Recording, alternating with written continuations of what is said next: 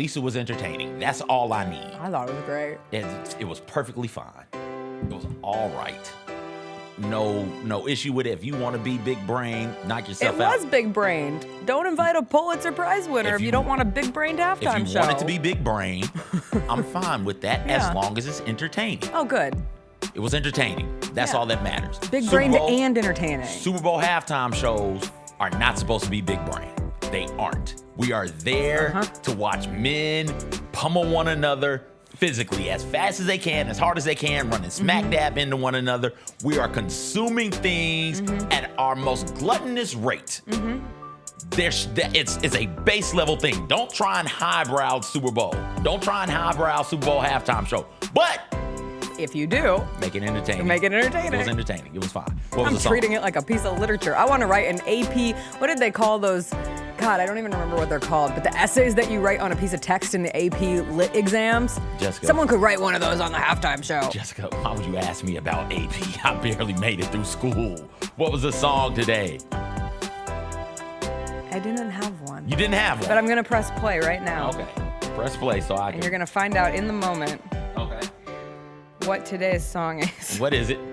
It's Hey Jude by the Beatles. Oh, perfect song to delete. I don't think so. Is it even a good Beatles song? Yes.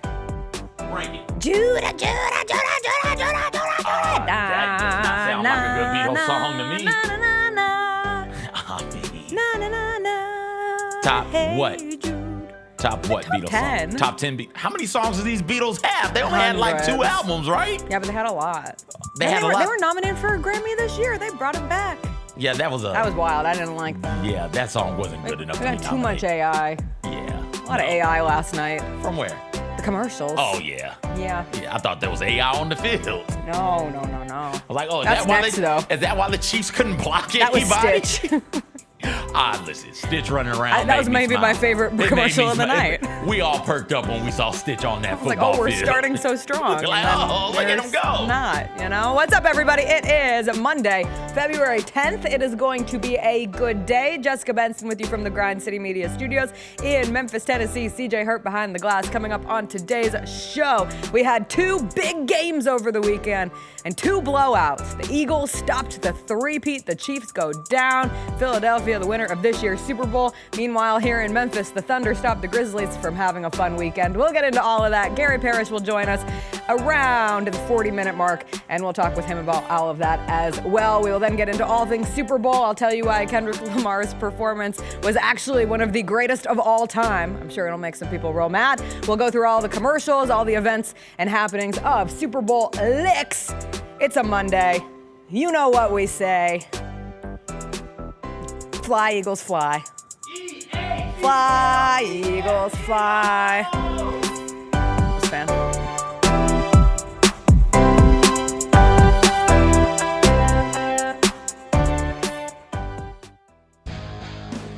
Grizzlies fans know it's the team that gives you the edge.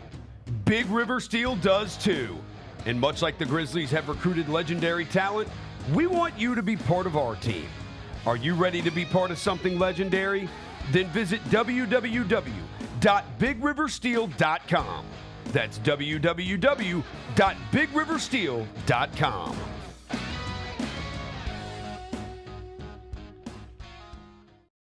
Memphis Cat is back with his Heaven on Earth tour. I tried to be incognito, but thanks to Shannon Sharp's loud mouth, the gig is up. February 22nd in the FedExForum.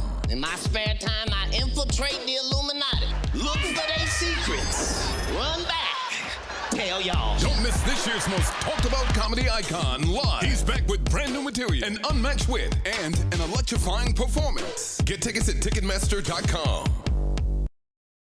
There's no substitute for experience, the knowledge gained from having been there before, and the passion to share what you know to make everyone around you better. It's true in basketball. It's true in banking. Grizzlies Checking from Pinnacle. Play hard. Bank easy. Open a Grizzlies checking account with at least $100 and a recurring direct deposit by August 31st, and you could receive a $200 direct deposit bonus into your account. Details at grizzliesbanking.com. Member FDIC.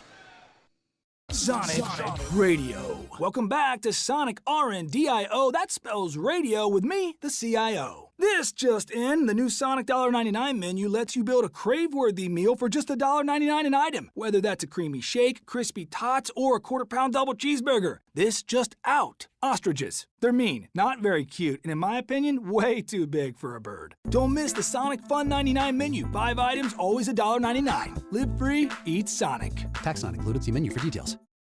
Grizzlies fans, dunks, dimes, and no looks are great on TV, but nothing compares to catching them IRL. And that starts with buying tickets at Ticketmaster, the official ticket marketplace of the Memphis Grizzlies and the NBA. Ticketmaster gets you to the game so you can catch every highlight in person. From seeing your favorite Grizzly stars up close to hearing the squeak of the sneakers on the hardwood. Put that jersey collection to use and get tickets at Ticketmaster. There's no better brag than saying you saw it live. See you courtside, Memphis.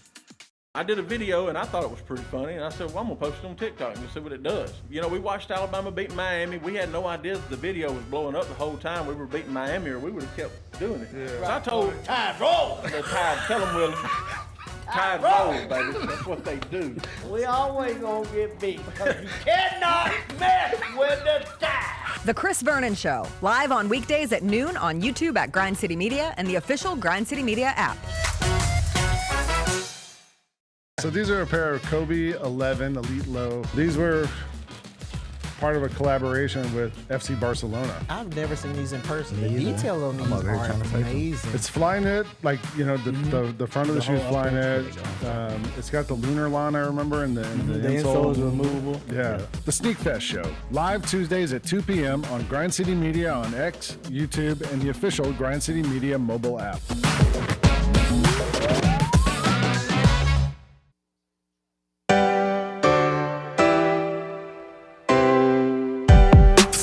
For the sunshine, gotta own the day like it's all mine. Just got paid in his own time. Been working hard, I've been on the grind. I deserve this feeling, having my way. I've been on this healing. This is my day. The sun's out, let's have a little fun now. I wanna let it all out. That's what it's all about.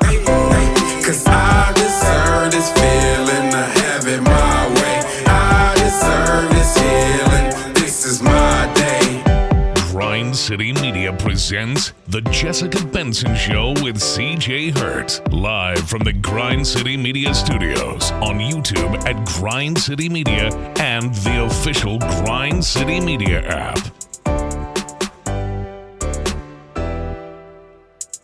What's up, everybody? I hope you had a tremendous weekend. Lots to get into on this Monday. I spent a lot of time at FedExForum this weekend between WWE Smackdown on Friday night, back here for Grizzlies Thunder on Saturday, and I did find myself saying, gee, I was so glad that there was a whole day and a Super Bowl between when I would have to talk about Grizzlies Thunder and this morning. And we will, of course, get into all the happenings from FedExForum this weekend. But CJ, I did want to start. I finally get it. I finally get you, which is really saying something, because we have I'm right. On this one, Jessica. On this one. Come on over here. Come on over to the far right side. We have historically clashed on what makes a great game, on games I enjoy watching. And me, normally, the game has to be close. The game has to come down to final possessions or late game big moments, heroics. Like, that makes a great game for me. Except yesterday, watching the Philadelphia Eagles simply dismantle the Kansas City Chiefs out of their potential three-peat, all the conversation of history potentially being made going into the Super Bowl. I had the time of my life watching a start-to-finish domination. And that is the kind of game that you have told me is great. And I get it now. I felt it yesterday watching the Eagles. And I just wanted you to know you were right. Okay. You were right. A couple of tweaks here. Just a couple.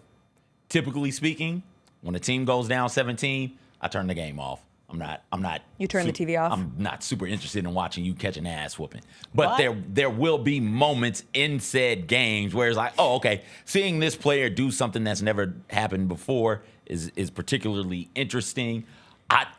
I kept the game on. One, we had an Eagles fan at the house. And so we were going to keep the game on for her. Shout out Kyra, the director. But two, at some point, the Chiefs had to block somebody, didn't they? You thought maybe. Maybe they blocked somebody? Maybe. Surely that front is not you do not get to the Super Bowl with an offensive line that is that incompetent. Surely you don't. To the point to where Patrick Mahomes is getting pressure on the outside. And what do quarterbacks do when they get pressure on the outside? You step up in the pocket. It's Patrick Mahomes. He steps up, and there's pressure coming up inside of him. You think to yourself, surely the Eagles have drawn up some crazy-ass blitzes, and then you start counting 1, 2, 3, 4. There's only 4 dudes coming. And the Chiefs got 5 dudes on the line. And do you know how many times the Eagles blitzed yesterday? Jessica, from a field standpoint, I'm going to say they blitzed 25 to 30% of the time. That's the way they were able to get so much pressure on Mahomes. 0! No! 0 times! 0 times, 6 sacks. Patrick Mahomes sacked 6 times yesterday. As an Eagles fan since Thursday, this meant something to me. As an Eagles fan for the last, I don't even know how many hours that is. 1, 2, 3, 4, 4.5 days. And we'll go back to our regularly scheduled non-Philadelphia supporting programming at one point.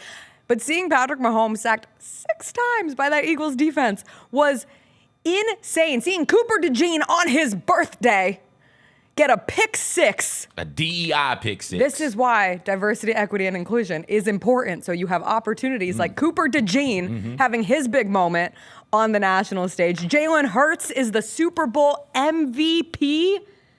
The MVP for Jalen Hurts. If I had told you that Saquon Barkley rushed for 57 yards, how many points would you have assumed the Eagles lost by? 10. Yeah, at least 2 scores. 10.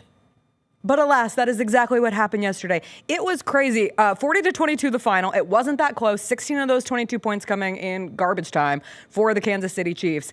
And shout out to the University of Memphis. The University of Memphis representing the most points in the Super Bowl this year. And you can put it all on the back of Jake Elliott because he had 16 of them as the kicker for the Philadelphia Eagles. So you see Memphis there, points scored by a college in this year's Super Bowl. Memphis, we're number 1 with 16. You had Jake Elliott, you had Kenneth Gainwell, you had Bryce Huff, who was on the sideline. I don't think he was dressed out for the game. Doesn't matter. 3 Memphis Tigers are Super Bowl champions as of yesterday. And I did think that it just represented a reminder that like your story is never over. And that can mean in the short term, that can mean in the long term. But for this Eagles team, in week 5, they wanted to fire Nick Sirianni. There were people calling for Nick Sirianni to lose his job. And I watched Nick Sirianni hoist the Lombardi trophy yesterday. And this is the second time we've seen this with a coach who then went on to win a championship this year. We don't talk about the other one because it happened at a university that we don't acknowledge on this here show. I know. Just move right along and get to the better portion of it. Because from a player standpoint, you have perhaps no better story than Jalen Hurts, who is a guy who 7 years ago, we watched him get benched in a national championship game. We watched him get benched for Tua Tagovailoa, who then went and led Alabama to a national championship. And Jalen Hurts had to deal with one of the most embarrassing moments of his career, the lack of belief that comes with that. He ultimately makes it to the NFL, becomes a quarterback who never is included in the conversations of best of the best. It was just a couple weeks ago saying, man, is Jaden Daniels the best quarterback in the NFC already at this young point in his career? And what does Jalen Hurts do? But he goes out and wins a Super Bowl and is your Super Bowl MVP and makes all the right plays yesterday. So you see the completion factor with him. You see Saquon Barkley, someone who was in another purgatory, but Giants purgatory.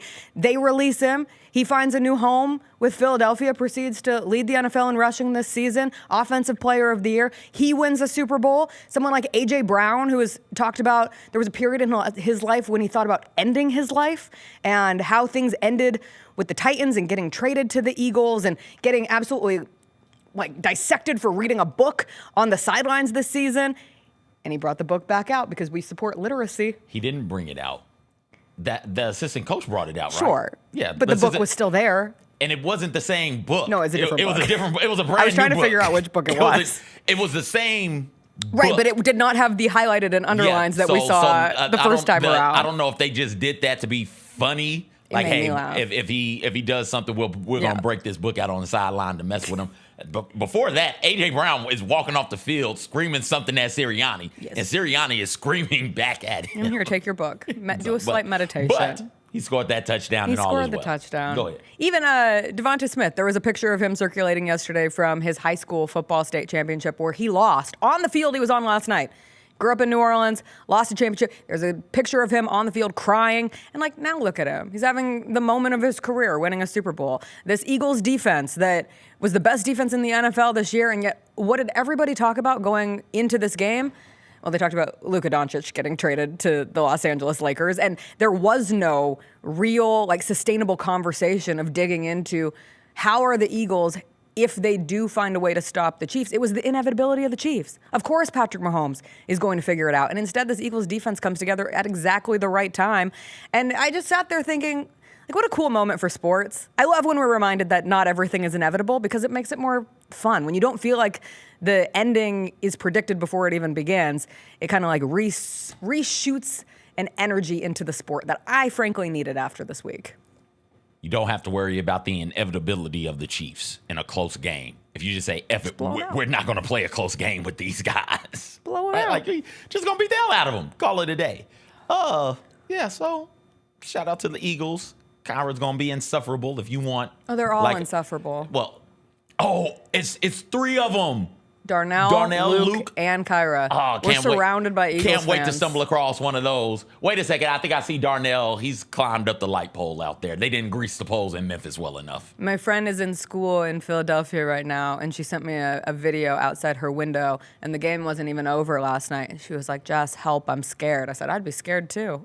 I wouldn't want to be downtown Philadelphia. They had school when?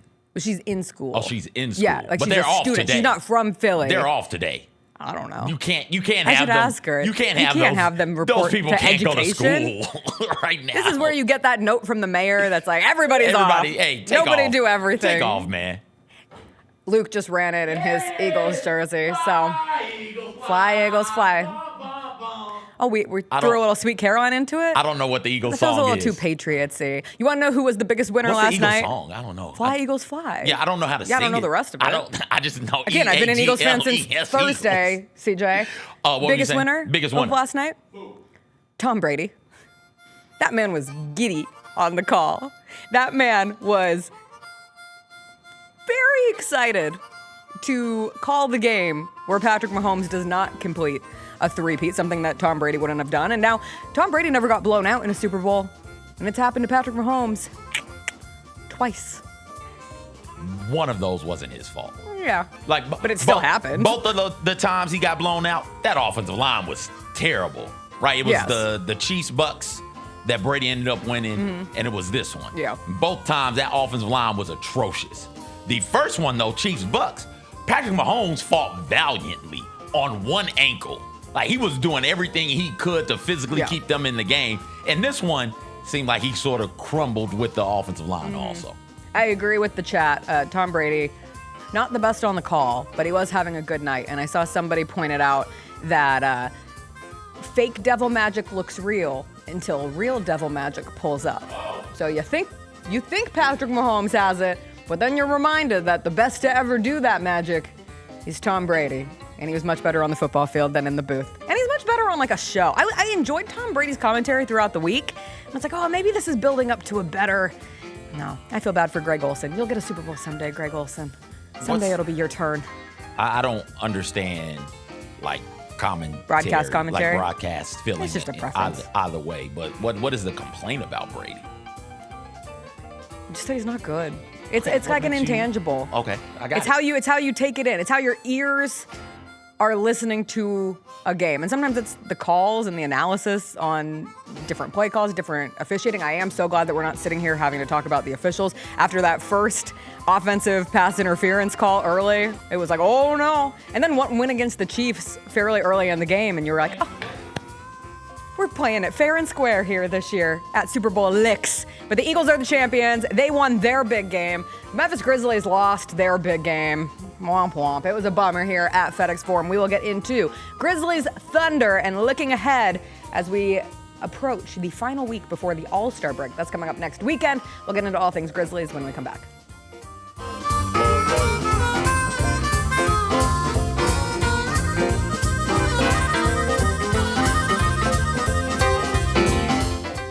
How about them Tigers? Go. Beat Tulane in a game that nobody called. Nobody thought was going to happen. They were a 2-touchdown underdog, and they got the win. Number 25 in the AP right now, number 24 in the coaches poll right now. So this is a Tigers football team that's going to end the regular season ranked in both major polls, possibly ranked in the CFP as well, with 10 wins. That's a damn good season. The Odds Couple, live at 2 p.m. on YouTube at Grind City Media and the official Grind City Media app. Sitting right next to me, am I right? The one and only Jay Huff. Were you comfortable there in your seat? I'm great. I've been adjusting it, playing around with the height settings. What are you exactly? 7'1" or 7 even? Or I say 7'2" because I wear shoes. Hey, Grizzlies fans, be sure to tune in to Grizzbeat, where the panel and I break down all things Grizzlies and take a look at the rest of the NBA as well. The show is live every Wednesday, 2 p.m. on YouTube at Grind City Media and the official Grind City Media app. If I was a high school player, or if, let's say I'm the father of a child who's 16 years old, and Mike Vick comes knocking on my kid's door, and Virginia's there also, and so is Virginia Tech, I'm like, yo, you got to go where Vick is. You got to go to Norfolk State. Get all of your HBCU sports and culture news by tuning in to HBCU Huddle with CJ Hurt and Mike Wallace. New episodes drop every Thursday on grindcitymedia.com, YouTube, and Spotify. Let's face it, there's a lot of trash talk in basketball, but the great teams let their performance do the talking. Like Ford F-150 with Pro Power on board, a class-exclusive industry-first feature that turns your truck into a mobile generator and leaves the competition speechless. Ford F-150, official truck of the Grizzlies. Greatness starts here at your Mid-South Ford dealer. Class is full-size pickups under 8,500 pounds, GVWR. At the National Civil Rights Museum, history moves us forward.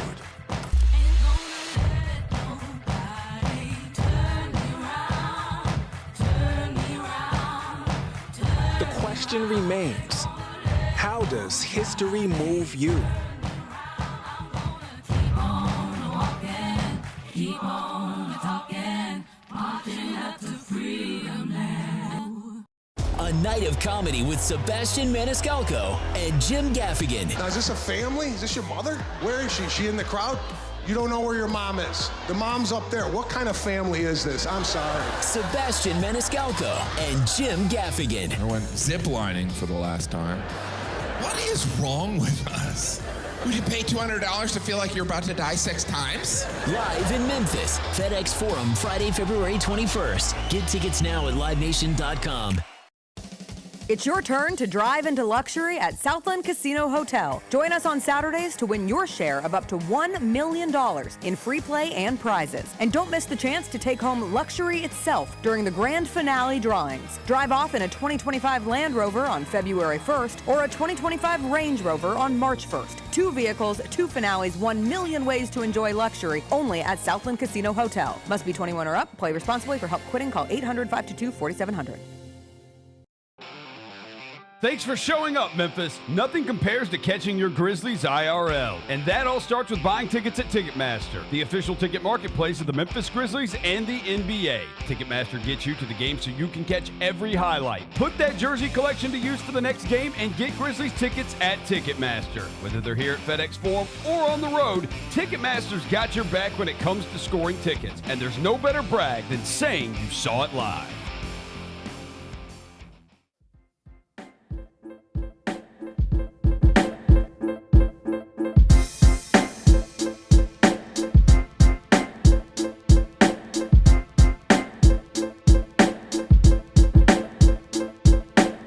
Welcome back.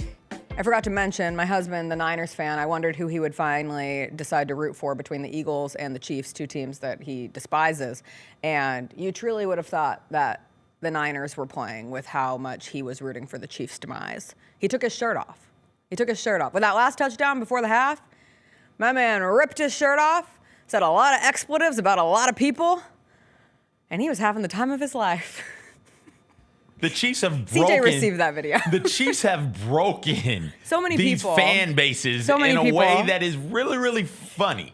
And it's not like Rudy Poo fan bases. The 49ers, that's a base that has seen a ton of success. A proud fan base. And broken. Patrick Mahomes, Travis Kelce, Andy Reid have broken those fans to the point to where everybody is cheering for them to fail. Yeah. We had a friend pop over. She wanted to watch the halftime show. She doesn't have cable. You can stream it, whatever. But anyway, she came over to watch the first half. She got it on Tubi. Because she said, my dad watched the game on Tubi. Yeah. There you go. But she was like, I can come over this year because the Niners aren't in it. And so Chris will be a respectable human to watch the game with. And within like halfway through the first quarter, that changed. That changed so much. He was up. He was screaming. He was the same way at WWE Smackdown on Friday night as we all yeeted together. Are you familiar with the yeet? I'm familiar. Jey Uso. Okay. He yeets. Okay. I didn't know. I'd never heard of the yeet until I stepped into FedExForum on Friday night, and then I saw everybody yeet, and all the signs were about the yeet. And then Jey Uso did his yeet song no less than 75 times in a row.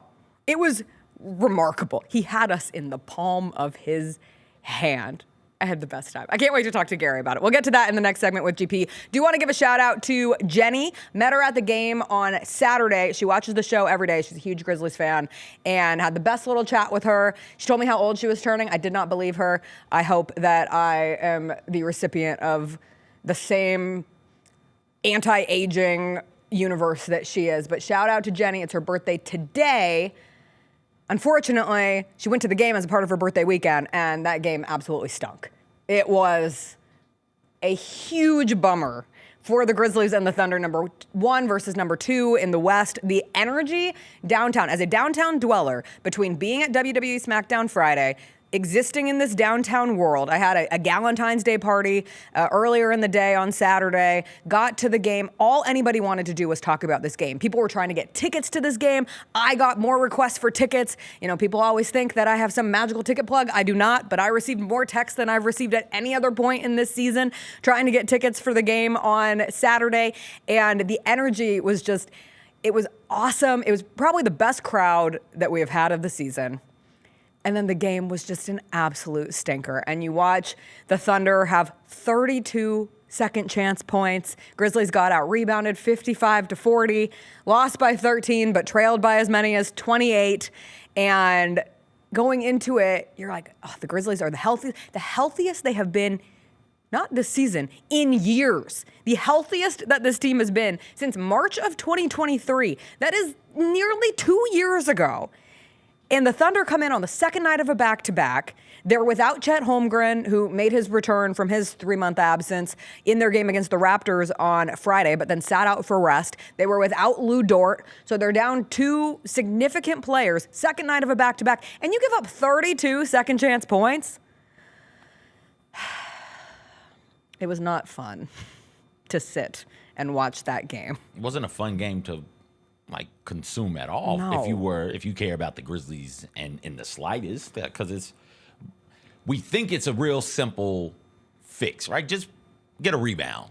But there's a skill to everything that goes on the basketball court. And you've got to have a skilled rebounder or teach dudes how to be skilled rebounders, especially against bigger, more physical teams. What are you supposed to do when you're on the perimeter, the shot goes up, and your man full speed sprints to the rim? How are you supposed to go? You can't just turn and stand. Too many times, shot goes up. The Grizzlies are turning and standing in position while the Thunder are moving towards the ball. Like, that's something that we think we get taught in 4th grade, 5th grade, 6th grade, and then it just sort of carries on throughout life. But very clearly, it doesn't, because the Grizzlies aren't the only team at a high level to struggle with keeping dudes and dudettes off of the offensive glass, right? There's something to be said about a player just saying, you know what? F it. I'm lowering my shoulder into a dude to send a message. We are not going to be out physical. I'm going to take somebody on a box out through the baseline into the crowd, and whatever kerfuffle pops up, it pops up. Mm-hmm. I'll catch the tech. But, they're going to know we are physically their peer. We will not be pushed around, and nobody for the Grizzlies has that in them on this roster. Right, certainly not the people you need. And the people you need, Ja, Jaren, Dez, they're the ones who need to increase their physicality because everybody else rises to meet them. There was talk about Edie being an enforcer. Great, enforce some shit then. Like, if that's what he is, do something. Be somebody out there just throwing dudes around to send a message. And the message they sent was, we still kind of struggle with physical teams. You can still get us on the offensive glass. You can absolutely do that, and that's something that's going to come back and bite them in the ass if they don't fix it come April, May. Physicality and just effort. So many of those second, third, fourth opportunities for the Thunder on various possessions were just taps, just tap backs. And like you said, the Grizzlies just standing there and allowing the Thunder to get another shot off and not getting a body on somebody. The lackadaisical nature, the crowd for that game and the energy that they came in with was completely not matched by how the team came out. And immediately you saw them struggle with the Thunder, number one defense in the league and best in paint protection in the league. And Grizzlies had 2 turnovers early, and they just could not figure out how to get into the flow of their offense at all. Got into far too many one-on-one opportunities. You saw Ja get frustrated early, and I will say, along with the 32 second chance points and the Thunder being down 2 primary rotation players on the second night of a back-to-back, so many people are eager to say the calls. The Grizzlies shot 18 more free throws than the Thunder did. And I get the frustration of watching Shai Gilgeous-Alexander, and I saw someone joke, turned on the Grizzlies game, and who do I see at the free throw line? It's Shai Gilgeous-Alexander. He's remarkable at getting to the free throw line. He did not have his best game. He had 32 points, but was 13 of 16 from the free throw line. He was 8 of 26 from the field. And you saw Ja get frustrated early again. We've seen this, and it pulls him out of the game. He only took 4 free throws on Saturday night. There was that early take where they called it a clean block on Jalen Williams and Taylor Jenkins. I thought Taylor Jenkins was going to get teed up early because he was red-faced from the jump, and he was constantly trying to light into the team, trying to give some semblance of extra energy, but he was also going at it with the officials, and Ja was going at it with the officials. And hell, by the end of the game, T. Morant got kicked out of the game for what the officials said overtly disrespectful behavior, conduct to the officials. And like, here's news: officials are sensitive souls. Like, these people are sensitive, and you see that, and you have to figure out how to work it, because whatever we saw on Saturday, like, that's not going to cut it. And if teams are able to identify that as a weak spot for this team and kind of baiting that into an early situation for Ja, it's going to be a problem. Instead, you have to figure out a way, get into the mid-range jumper, hit the floater. We've seen him be more respected from 3 in the last couple of games, but it was a bad performance from everyone. It's not the kind of loss that falls on anybody's shoulder. It was the collection of the team, and you nailed it. Like, you have to set the tone with Ja, Jaren, and Dez. Zach Kleiman gave his press conference on Friday in regards to the Marcus Smart trade, and basically the biggest thing I took from it was the belief in those 3 to carry the team, both in play style and also the maturity side of those being the leaders. Like, you are the veteran leaders on this team now, and you can't come out with the energy that you showed on Saturday. No. This, like you said, the loss isn't on one person. Feels like a cultural issue with them right now, where it is, all right, when we play more physical teams, we kind of don't know how to play within the parameters of the rules with that physicality. When teams are more physical with us and we're not getting calls, you could probably get calls, sure, why not, whatever, fine. But we don't know how to play through not getting those calls. So we get frustrated. We talked 2 weeks ago, was the Knicks game, yes. Another physical team. Yes. And it was this reminded me exactly of that game. Yes. It was, and sure, lo and behold, Tune in on Saturday, and it's this thing going on. And if you're listening on podcast form, you can't see me, but my arms are going up in the air to demonstrate players complaining and griping about not getting calls. I only want the arms in the air to get defensive rebounds, okay? I want calls. I want calls. They're pushing me. Play through it.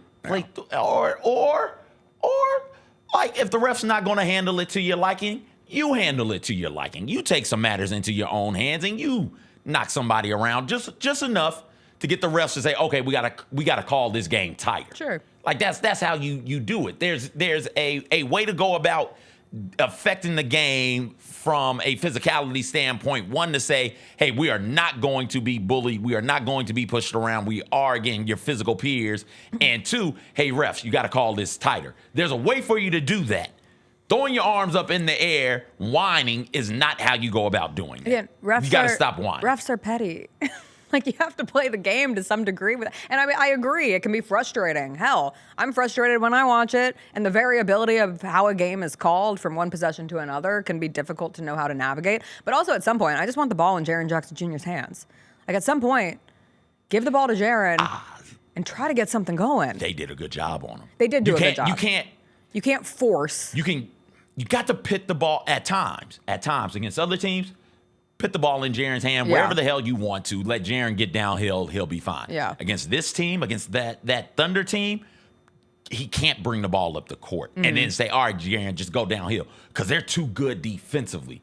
I thought J-Dub did a really good job defending Jaren. Yes. Where it is, okay, clearly he's going to be able to affect Jaren's dribble and make him pick up the dribble and give the ball up, and then Jaren just won't get the ball again. You got to let Jaren, without the ball, establish himself in the low post or in the short post and say, all right, here you go, Jaren. Now you can get into your 1-2 dribble hook, because he's bigger. He can finish over J-Dub, but it is, hey, you can't give him the ball at the three-point line and say, all right, Jaren, create against one of the best perimeter defenders out there, somebody who can get into you and who's long enough to get some deflections and make you do different things with your dribble, right? Like this team, you can't do that. Other teams, sure, knock yourself out, but this one, you can't. I agree with that in principle, and at some points, though, I just want Jaren to touch the ball on a possession, right? Like, there was too many possessions where Jaren Jackson Jr. never touched the ball. What struck me with the Thunder, this Thunder team is a damn good team.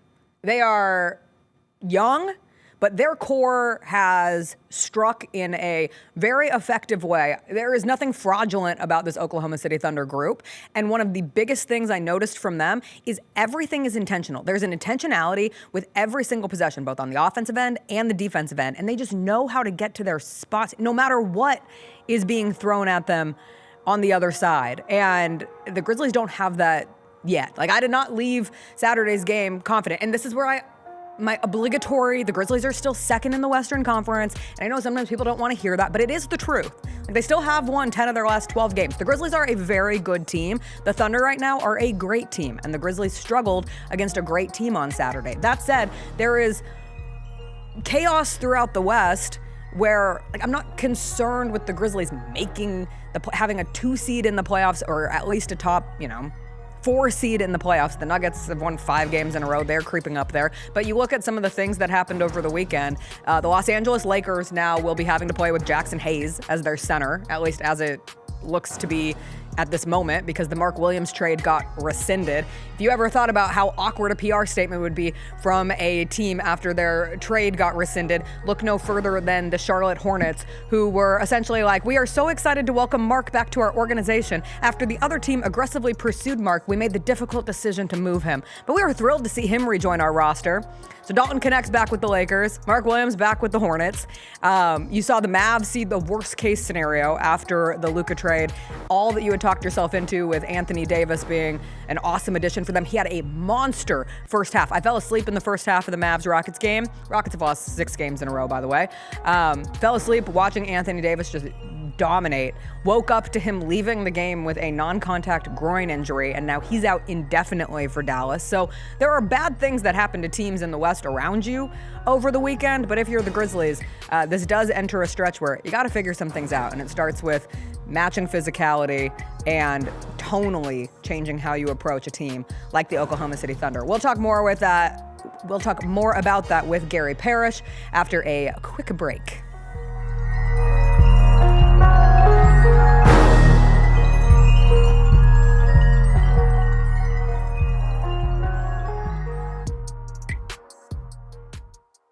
Grizz Nation gets set for tip-off 1 hour before every Grizzlies home game with the warm-up show. Get the latest news, notes, and analysis live from courtside at FedExForum. This team is doing everything that Taylor Jenkins and his coaching staff envisioned it could do. Join me, Lang Whitaker, along with Michael Wallace, Jessica Benson, and other personalities from Grind City Media, Memphis, and around the NBA. 1 hour before every home game, live at Grind City Media on X, YouTube, and the official Grind City Media mobile app. So these are a pair of Kobe 11 Elite Low. These were part of a collaboration with FC Barcelona. I've never seen these in person. The detail on these are amazing. It's Flyknit, like, you know, the front of the shoe is Flyknit. It's got the lunar line, I remember, and the insole is removable. Yeah. The Sneak Fest show, live Tuesdays at 2 p.m. on Grind City Media on X, YouTube, and the official Grind City Media mobile app. How about them How Tigers? about Go the Tigers? Go. Beat Tulane in a game that nobody called, nobody thought was going to happen. They were a 2-touchdown underdog, and they got the win. Number 25 in the AP right now, number 24 in the coaches poll right now. So this is a Tigers football team that's going to end the regular season ranked in both major polls, possibly ranked in the CFP as well, with 10 wins. That's a damn good season. The Odds Couple, live at 2 p.m. on YouTube at Grind City Media and the official Grind City Media app. Sitting right next to me, am I right? The one and only Jay Huff. Were you comfortable there in your seat? I'm great. You know, I've been adjusting it, playing around with the height settings. What are you exactly? 7'1" or 7 even? Or I say 7'2" because I wear shoes. Hey, Grizzlies fans, be sure to tune in to Grizzbeat, where the panel and I break down all things Grizzlies and take a look at the rest of the NBA as well. The show is live every Wednesday, 2 p.m. on YouTube at Grind City Media and the official Grind City Media app. Is Hulkamania officially dead? Yes. When you have over 17,000 people live and you have Netflix premiere the biggest day in WWE history, and meanwhile they boo him out of the building? Hulk Hogan, I'm coming for you. That is your core audience, and they don't want it. Tune in to Grind City Wrestling weekly on the Grind City Media app and on the Grind City Media YouTube channel. Let's face it, there's a lot of trash talk in basketball, but the great teams let their performance do the talking. Like Ford F-150 with Pro Power on board, a class-exclusive industry-first feature that turns your truck into a mobile generator and leaves the competition speechless. Ford F-150, official truck of the Grizzlies. Greatness starts here at your Mid-South Ford dealer. Class is full-size pickups under 8,500 pounds, GVWR. At the National Civil Rights Museum, history moves us forward.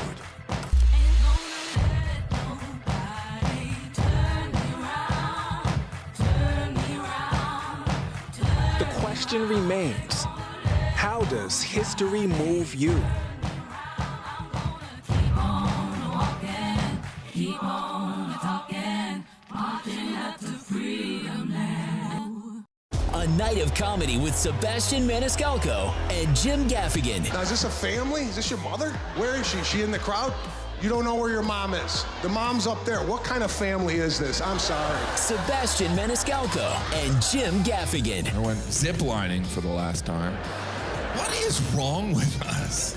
Would you pay $200 to feel like you're about to die 6 times? Live in Memphis, FedExForum, Friday, February 21st. Get tickets now at LiveNation.com.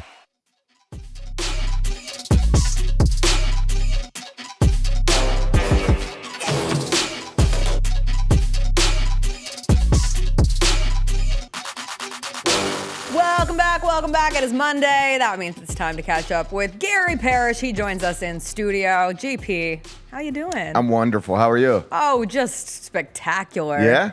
I was thinking during the break, I was reflecting on one of the many post-game interviews from the Eagles Super Bowl win over the Chiefs, and it was with Zach Bond, who had the other interception. Cooper DeJean had the pick six, but Zach Bond had the other pick.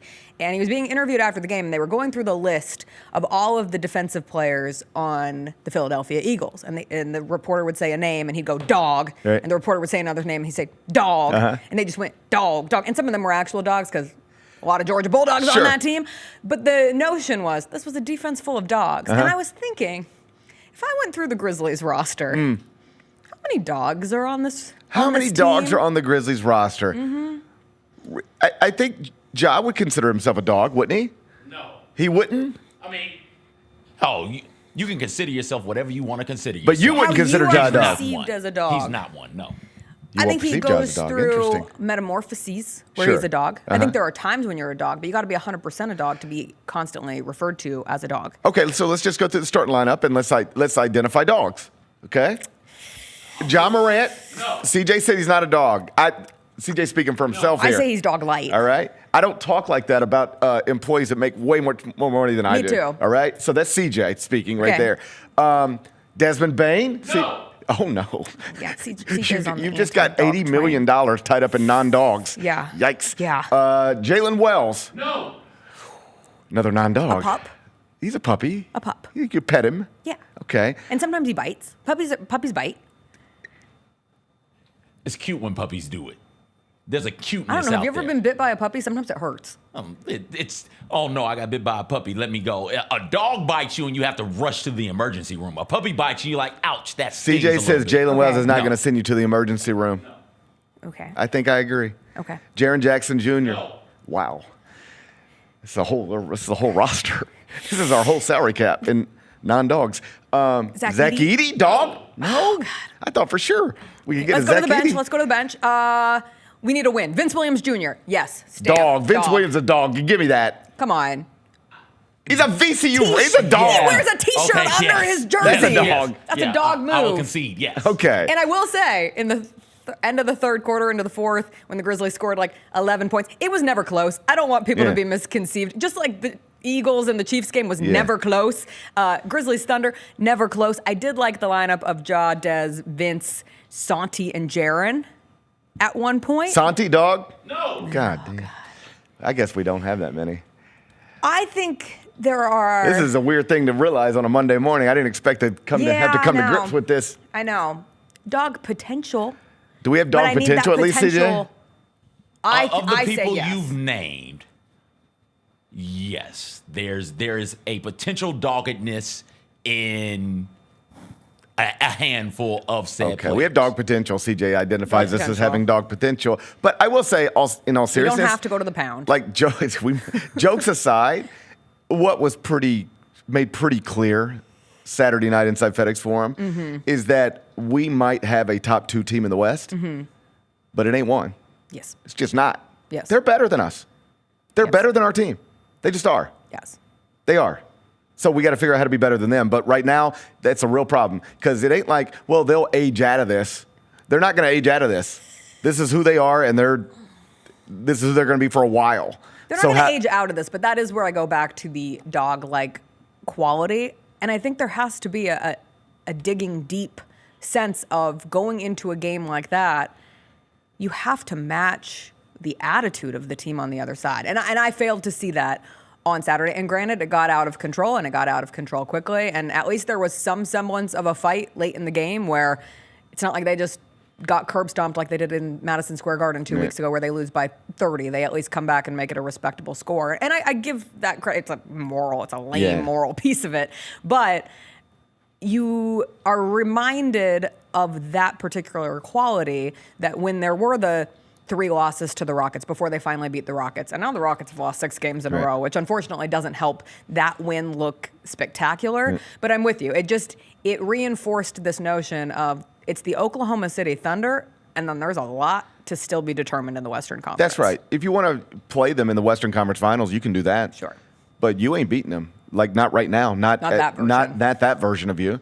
And it doesn't mean that you can't theoretically, have an all-time great series from Ja and Jaren. And like, I'm not saying they're unbeatable. I'm just saying they're better than you. Yeah. And we should probably, as a fan base, just acknowledge that and stop pretending that they don't have the battle scars necessary to do whatever it is you think they need to do. They can win the whole thing this They were season. on the second night of a back-to-back down 2 players. They can win the whole thing this season. Yes. If you are still insisting, just putting your foot down, like they can't do it, or they're too young, or Shai Gilgeous-Alexander isn't really whatever, you're just ignoring what you're watching. Yeah. They're good enough to do the whole thing. And they're some people's pick now. And I thought that was a real, because that was obviously a big game for the Grizzlies. We called it, at least I did. I don't want to speak for you, but I was like, biggest regular season game at home to date. This feels like it because you're surging, you're in second. That's who you're chasing. They think they're better than you, but you don't think they are. Let's go show them. They're on the second night of back-to-back. They're shorthanded. Take advantage. You're the healthiest you've been and in they just 2 came in here years. and smacked you around. Yeah. They just came in here and beat you. Like, it was a big game for the Grizzlies, and it was just another game for the Thunder on some level, and they just came in here and smacked you around. Yeah. I'm getting texts from family members about the dog, no dog. Okay, I knew that was They coming. they want me, and they've swayed me. Ja dog, Jaren dog, Thank you. Edie dog, but those dogs stay on the porch. Porch They dogs. don't run with the big ones. You don't let those dogs out into the streets, right? Like there's stray dogs running around there, and you've got to protect those dogs from the strays. So I guess I don't think of them as the big dogs, right? They kind of kick it on the porch. Porch dogs are no threat to an Amazon driver. None. You rub See, them, I give them disagree treats, with rub that. their bellies, they wag their tails, You and they catch a smile porch at you. dog on the wrong day. That's my That's the take. issue. You got to catch catch a porch them dog on the right day. I've never had a porch dog. My dogs are either Give me- inside dogs or they will chase you to the end of the neighborhood dogs. Well, Give me old Yeller there with the are hybrid rabies. Like, that's dogs. what we need. Just a little, like, woke up on the wrong side of the bed dog. But that's not good enough. If it depends on the circumstances and the days and how everybody's feeling, whether or not you're gonna bark and you're gonna nip somebody, like you're not a good guard dog, man. The beast, that was a damn fine dog. He was running around terrorizing little kids. Like they need more of that than whatever they got Shout out to Snoopy the running Sandlot. around. Is this where you miss Dylan Brooks? Because he was a dog. Would you call him a dog? Yes, but you had to muzzle Brooks. And he was not going to be muzzled, right? You miss the doggedness. You don't miss Dylan going 2 for 13. He from barks the a little field, too much. right? Yeah. He barks a little. He's clearly a dog, but barks a little too much. In a little bit. Needs more bite. Like when the bite is there, it's great, but you don't need the bark. Yeah, clearly a dog. We recognize you as a Yeah. dog, but you're barking a little too much. Yeah. I think that's probably I right. just think there's a bark and a bite in there, and they have to figure it out if they want to level up into the territory where you feel more confident about the potential of, let's say, best case scenario, you make it to the Western Conference Finals, you're facing the Oklahoma City Thunder. If that series started tomorrow, it'd be real tough to pick the Grizzlies in that, considering what you've seen in not just 1 but 2 games. And I look at the other Thunder game, and Ja didn't play, and Edie didn't play, and Brandon Clark didn't play. So it's not real representative of the matchup. But Saturday-wise, you could pick the Grizzlies in a 7-game series against the Thunder if you want to. Yeah. You know, because like grit and grind and all heart and whatever. Yeah. But like you would have nothing to base that on. You would just be doing it. You You're wouldn't a be real one. You wouldn't be able to justify it. Like you could say, "I'll take the Grizzlies in 6," and I'd say, "Jess, explain to me why." And you just have to settle on things like, because I just believe in them. But you wouldn't be able to support it with any data. Yeah. All the data says it's the other thing. I was real excited for that game, Gary. Yeah. I had been here on Friday, WWE Smackdown, Yeah. and my bit is that I'm a wrestling fan once a year and once a year only. Uh-huh. But by God, do I have a great time Did you have a cosplaying. good time? I saw your Yes. husband. I talked to your husband. He said he ran into you. He was getting his ice cream. Mhm. That man single-handedly is keeping the soft serve station alive I at like FedEx soft serve, Forum. too. He I like loves soft it. serve myself. He's a big fan of the FedEx Forum soft serve. We truly had the best time. And we have a friend who works for WWE, and he Mhm. is kind enough to hook us up with great tickets. So Right. we're down in the midst of it, Yeah. which helps Yeah. because you're just surrounded by people who are massive fans and so involved. But I was telling CJ before the show, what the WWE does so well is that they can have someone like me who really knows nothing. I did not know what yeet was before I stepped Right. in the building on Friday.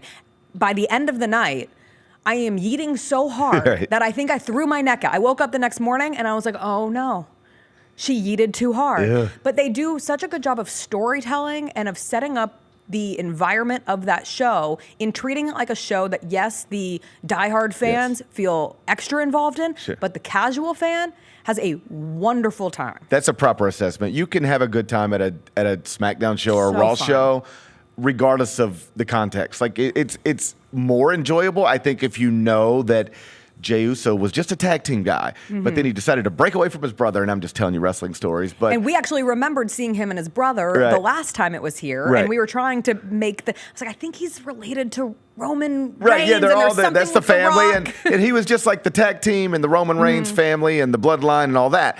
And then he breaks away from his brother. Again, this is all just wrestling nerd stuff, but he breaks away from his brother. And then he actually wins the Royal Rumble. He starts calling himself Main Event Jey Uso so that he can get, he's like, I belong in the main event. I'm Main Event Jey Uso. Then he wins the Royal Rumble. And you probably didn't see this because you have more important things to do. Because I watch WWE once a year when it comes to town. But like last Monday on Raw, immediately after winning the Royal Rumble, he is the same thing you saw Friday night is the way they opened on Monday. He comes through the crowd and it's the whole yeet thing and it's just me, all that. And he gets into the ring to do his thing and he can't talk. He's caught up, like tears, like this is my dream. Like I can't look around. And you really, that's somebody's moment. That's like watching LeBron James break a scoring record or something. This is hyperbolic, but it meant something to him. And so then you get that moment in FedExForum and he's now the star of this. Nobody gets a crowd that way. Yeah. So if you have all that context, it's more fun to experience it. But you can come into that building with no context and still have a good time. I took my little boy. They took a picture with Cody Rhodes after the show, and I love the picture. But the interesting thing about it is that both my boys are smiling. We can't. I can't find another picture where they're both smiling because it's. You can't get them to just take a picture where they're both smiling. If you tell them to smile. They had so much fun. If you're telling them to, if they are smiling and you say, okay, say cheese, they'll stop smiling just to make the process difficult of taking a good picture. But they were just so happy. That was like them getting to meet, if you're a wrestling fan, think about if you're my age, if you got to meet Hulk Hogan when you were 10, 11, 8, whatever. That's amazing. Or if you got to meet Shohei Ohtani or John Morant. They got that moment for them. And it was, I love that picture, not because it was a picture with them and Cody Rhodes, but they're smiling. They were just happy. We were surrounded by kids. Yeah. I felt so bad. The kids behind us the whole night were yelling, "We want the table! Give us the table!" And they didn't get the table. They left before the table came out in the final main event moments with Cody Rhodes and Jey Uso and another round of the Yeets. I mean, truly, when Jey Uso put his hands for one more time, we were laughing so hard. My stomach hurt the next morning. That's the thing that was funny. We were laughing our asses off. Surely he can't do it again. Right. He did it again. We can't do it another time. And it's one of those things where I don't even know if that's all scripted. It's just sort of wow, this is really happening, and let's just keep. And it was the crowd from the bottom to the tippity toppity of FedExForum.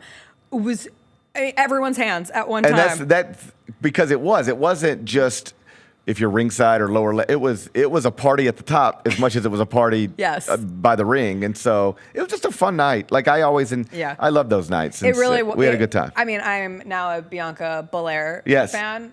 Chris went to get his ice cream and came back with a Bianca Belair. He told me he got you one, right? I was like, so is that the type of thing will it even pop into your head to turn on Raw tonight? No. Right. See? No. My friend Jalen and I. Chris and I always go with our friends Jalen and Keith. It's become a nice little double date thing that none of us are wrestling fans. Sure. And we said we should start a podcast where we literally do it once a year. Right. And this is everything we learned in one night at WWE. And I had some very kind people sending me dissertations to catch me up. Now that you're a fan, I'm like, no, you don't get this. I love experiencing WWE through this particular lens, and I don't really have the bandwidth to add the whole thing in. I always say that about other sports. It's not that I don't think I would enjoy European soccer. Yeah. I just don't have enough space to try to follow another thing. Right. I'm following too much. Right. And so if you're going to follow wrestling, you are committing to, on some level, multiple hours on a Monday night, multiple hours on a Friday night. The great thing, this is actually why I enjoy wrestling. Yeah. It's the thing you can kind of watch, and it's fine. But you don't have to really watch every second.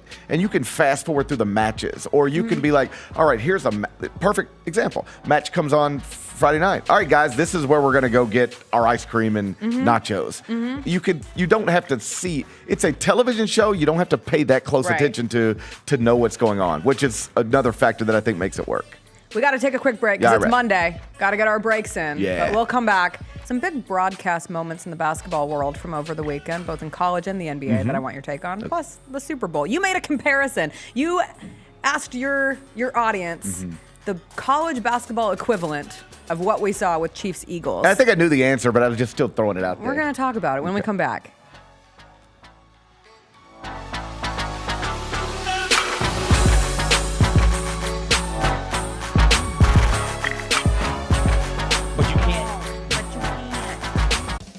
It's your turn to drive into luxury at Southland Casino Hotel. Join us on Saturdays to win your share of up to $1 million in free play and prizes. And don't miss the chance to take home luxury itself during the grand finale drawings. Drive off in a 2025 Land Rover on February 1st or a 2025 Range Rover on March 1st. 2 vehicles, 2 finales, 1 million ways to enjoy luxury only at Southland Casino Hotel. Must be 21 or up. Play responsibly. For help quitting, call 800-522-4700. Thanks for showing up, Memphis. Nothing compares to catching your Grizzlies IRL. And that all starts with buying tickets at Ticketmaster, the official ticket marketplace of the Memphis Grizzlies and the NBA. Ticketmaster gets you to the game so you can catch every highlight. Put that jersey collection to use for the next game and get Grizzlies tickets at Ticketmaster. Whether they're here at FedExForum or on the road, Ticketmaster's got your back when it comes to scoring tickets. And there's no better brag than saying you saw it live. Grizz Nation gets set for tip-off 1 hour before every Grizzlies home game with the warm-up show. Get the latest news, notes, and analysis live from courtside at FedExForum. This team is doing everything that Taylor Jenkins and his coaching staff envisioned it could do. Join me, Lang Whitaker, along with Michael Wallace, Jessica Benson, and other personalities from Grind City Media, Memphis, and around the NBA. 1 hour before every home game, live at Grind City Media on X, YouTube, and the official Grind City Media mobile app. Dusty May was at Florida Atlantic last year. Tonight you'll watch him coach at Michigan. So why do I care if a football player decides to leave one place where he's making whatever money to go somewhere where he's making even more? It's what most coaches do every year. So I cannot stand it, and I mean can't stand it when the coaches sit up there and act like these young people are doing something wrong. The Gary Parrish Show, live on weekdays at 10 a.m. on YouTube at Grind City Media and the official Grind City Media app. How about them How Tigers? about Go the Tigers. Go. Beat Tulane in a game that nobody called. Nobody thought was going to happen. They were a 2-touchdown underdog, and they got the win. Number 25 in the AP right now, number 24 in the coaches poll right now. So this is a Tigers football team that's going to end the regular season ranked in both major polls, possibly ranked in the CFP as well, with 10 wins. That's a damn good season. The Odds Couple, live at 2 p.m. on YouTube at Grind City Media and the official Grind City Media app. If I was a high school player, or if, let's say I'm the father of a child who's 16 years old, and Mike Vick comes knocking on my kid's door, and Virginia's there also, and so is Virginia Tech, I'm like, yo, you gotta go where Vic is. You gotta go to Norfolk State. Get all of your HBCU sports and culture news by tuning into HBCU Huddle with CJ Hurt and Mike Wallace. New episodes drop every Thursday on grindcitymedia.com, YouTube, and Spotify.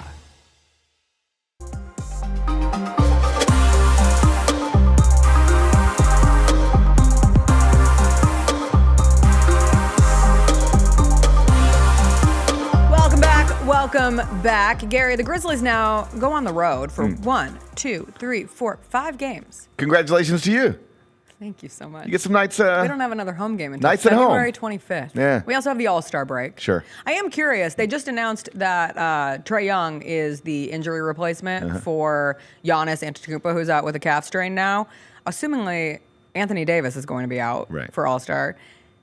Who do you think replaces him in the West? I haven't thought about it for even a second. I'm sorry. I just really put you on the spot because someone came up and said, you tell me. On my timeline, could Ja Morant be the replacement for Anthony Davis in the West? I think you could easily justify it just by saying, and I'm not trying to rank Grizzlies, but just like second best player from the second best team in the West. I would say from an All-Star and what you want out of that weekend, not that is the sole factoring in of All-Star Weekend. Yeah, I don't know that it's supposed to be about that, but if I were in the NBA office, I would remind folks that this is the person people on social media want to watch. This is the one that every time we tweet out a clip, it gets retweeted a billion times. Maybe bring him to the game. He's not going to do the dunk contest, so next best thing. Yeah. CJ? Why are you looking so glum? Why would he be in the All-Star game? Why are y'all making me do this? It would just be second best player on the second best team. That's it. People wanted to see LaMelo also, and LaMelo's not there. Sabonis is the one. Like that's what they that's fine. Yeah, I'm not interested. I don't know. Rationally, yes. Yeah, that's fine with me. I don't have an first man argument. off the list. I Yeah. don't have an argument either. Yeah. I'm just saying from an entertainment standpoint, Sure. would love to watch Ja Morant, and that's not just from a Grizzlies perspective. I saw that conversation floating around the NBA universe when he was left off the All-Star team this year, just from a standpoint of the All-Star game is better when a player like Ja, it's that simple. When a player like Ja Morant is at All-Star weekend, it elevates it one more, and it doesn't need it to be. I'm not sitting here being the ultimate homer. It's probably going to get it. The All-Star game is probably going to be something everybody ridicules no matter what. Always. Yeah. So like, Who cares? At the end of the day, who cares? But I'll keep it simple. Adding Ja Morant to the All-Star game dramatically increases the possibility of a Ja Morant highlight because you can't have one without him. Exactly. So like if you care about stuff like that, then it would make it better. But broadly speaking, I don't, whatever.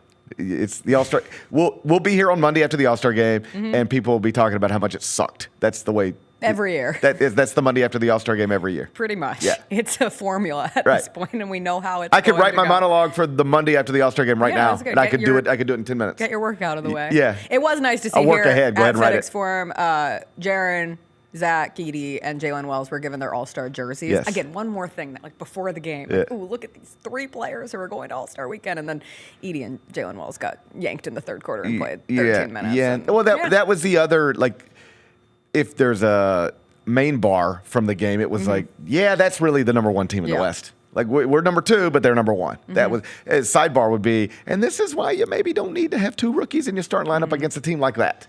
Right? You could beat the Wizards with starting 2 rookies. And I think it's important to note this. You could be the second best team in the West, 4th best record in the NBA, starting 2 rookies. That's what they You're are. a really good team. Yes. That's like 2 things can be true. You are a very good team.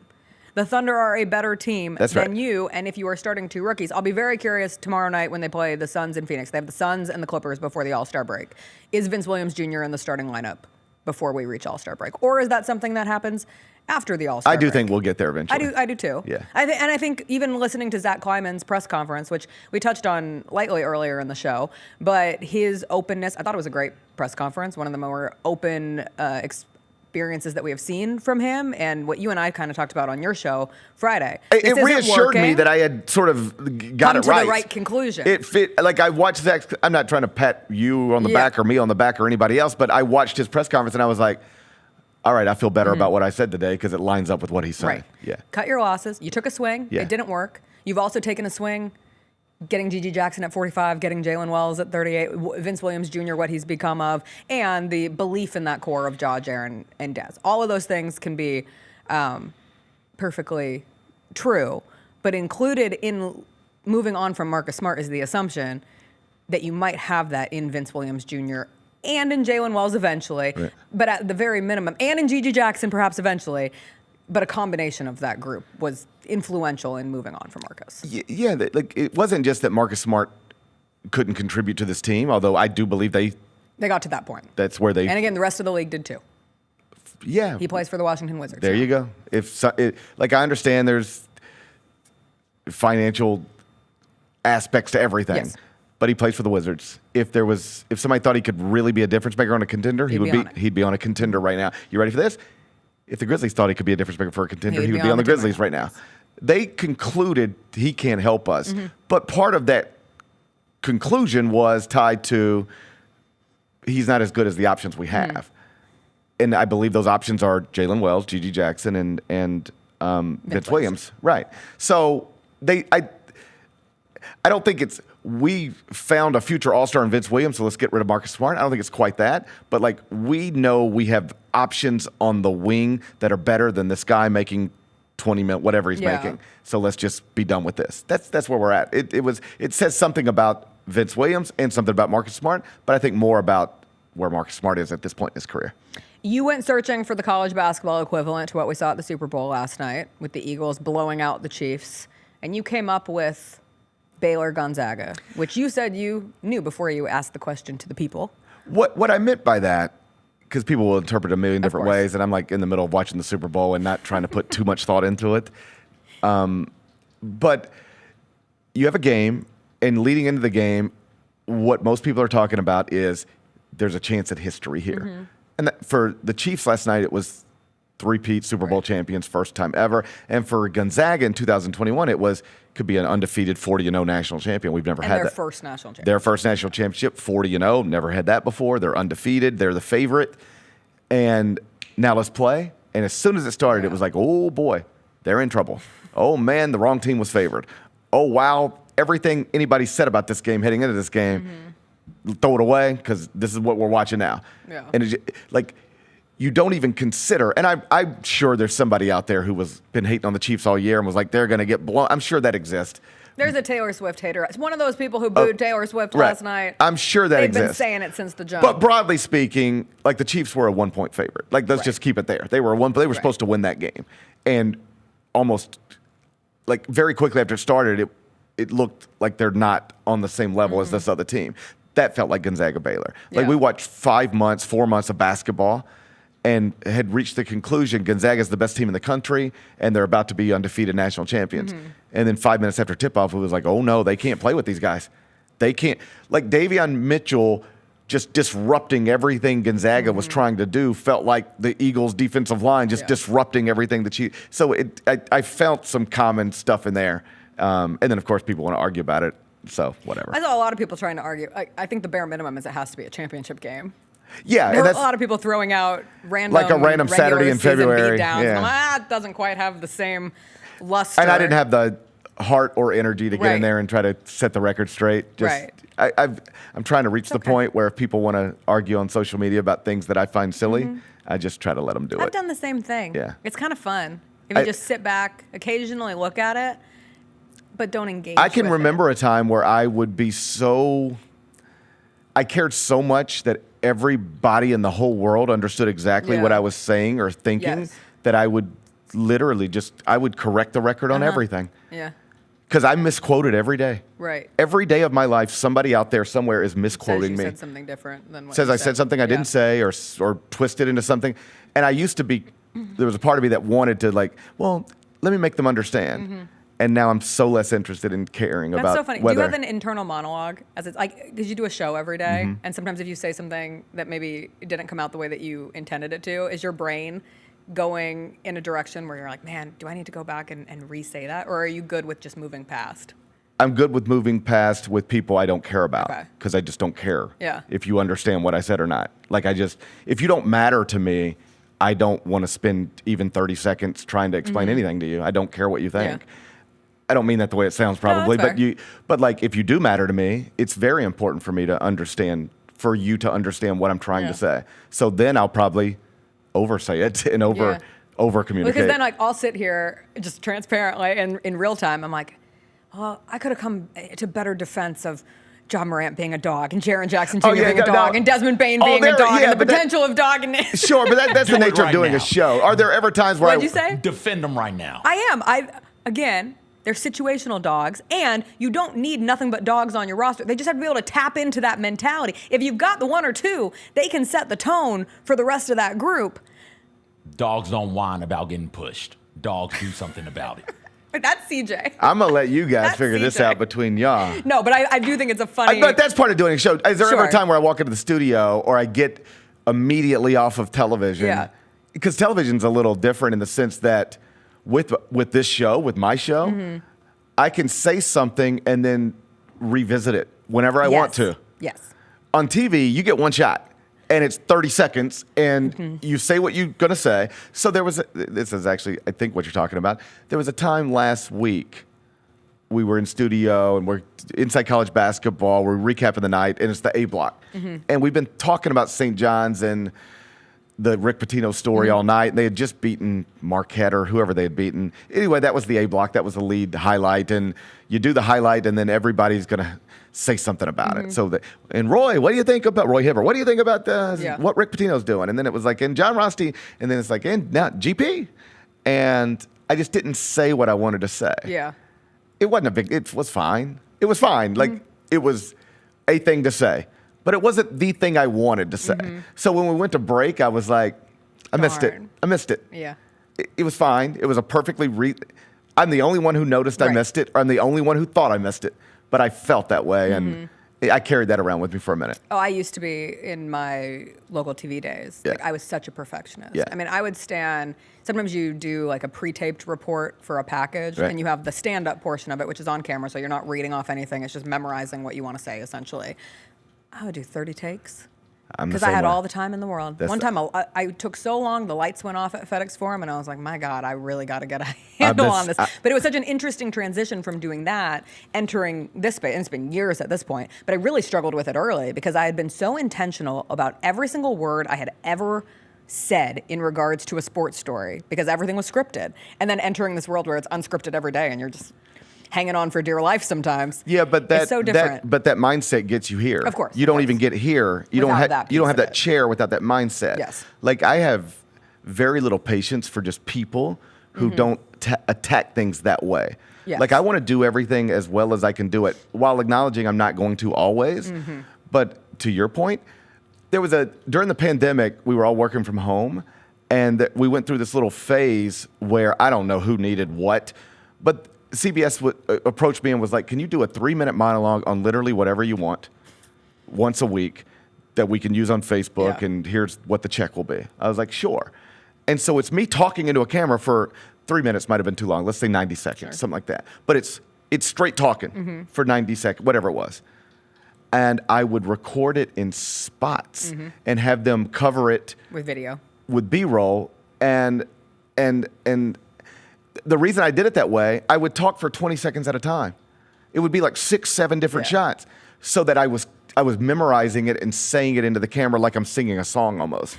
And so at some point, somebody was like, "Well, why don't you just type it in?" I didn't have a prompter in my home studio, and they said, "Well, just put it on your computer screen and just read it."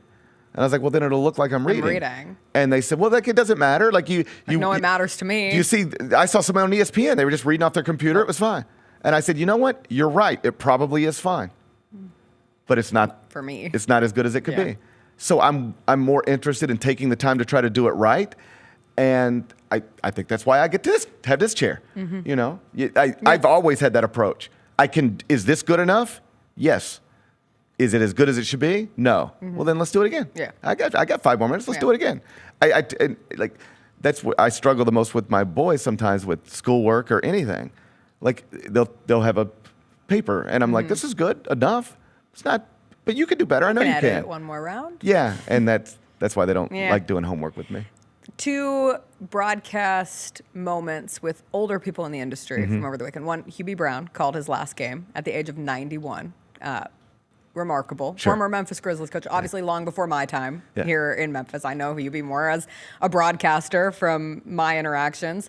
But to see him on the same weekend that Dick Vitale came back, and Dick Vitale, who has had 4 different kinds of cancer in the last 3 years, he'd been out for, 2 years since he had called his last game, has the Clemson-Duke game. And it could not have gone, like you couldn't have scripted it any better for Dick Vitale. He gets a court storm. He has the moment with the Cooper flag. Are you kidding me? Yeah.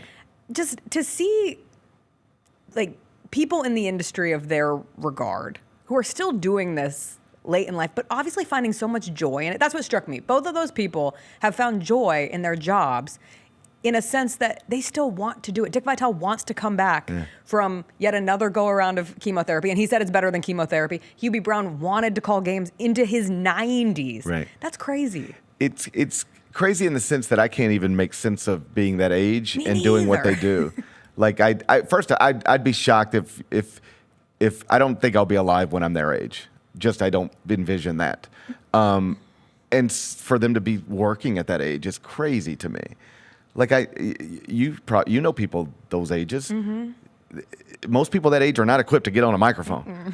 And so it's just amazing that they still have the ability to do it. Hubie has obviously been as sharp as you could be forever. Dick's style is not for everybody and never has been, right? Like a Dick Vitale game is going to sound very different than a Jay Billis game. Yes. Or a Clark Kellogg game or whatever. But I don't even have to lie and say that it's for me. Like, the truth is I'd probably rather have Jay Billis on a game than Dick Vitale on a game because I'm probably going to learn more from Jay than I'll learn from Dick. But I love his enthusiasm. I love how much he matters to the sport. you might be a little too young for it, but there was a time where if you heard ESPN was coming to do a Tigers game or any game, the first question you asked was who's on the like it mattered. Now you don't even ask. Yeah. But there was a time where it mattered. Dick Vitale. Shout out to the Tigers. They did win this week. Yes, and Beat so Temple. just for him to have that moment, given everything he's gone through, that's a sweet man. I've got to know him in my adult life through my career. He's the best of the best, and I was thrilled he got to come back and do that at least one more time. His exuberance pops off. And it's genuine. It's not fake. It's just who he is. Like he's dedicated his adult life to, in some ways, just raising money for sick kids. Yeah. And it's like he cries real tears when he's it's all real. Everything you see with him, that's who he is in real life. And I'm glad he got to have that moment this weekend. GP, thanks for joining us. You've got your Kendrick pushing Drake in a stroller shirt on, and that's perfect because in the next segment, we're going to talk about Kendrick Lamar's halftime show, the commercials at the Super Bowl this year. We'll get into all of that. I'm going to tell you why I loved Kendrick's halftime show when we come back.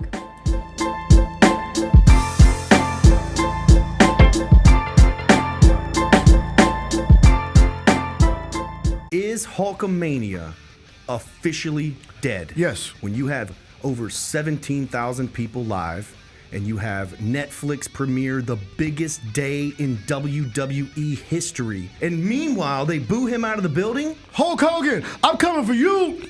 That is your core audience, and they don't want it. Tune in to Grind City Wrestling weekly on the Grind City Media app and on the Grind City Media YouTube channel. Can't wait. It's time to get it popping. It's gonna be crazy. The fans are gonna be loud. We need just energy. We're gonna need, the Forum rocking. We're gonna need, everybody in Memphis to be out there to come to support. When the fans are good, we're good. Simple as that. A Bane 3, yes sir! Desmond Bane with ice water in his veins. We'll ride the energy together. When it's all on the line, you turn to the strong, the stable, the unwavering. To those with a history of raising their performance to meet the moment. It's true in basketball.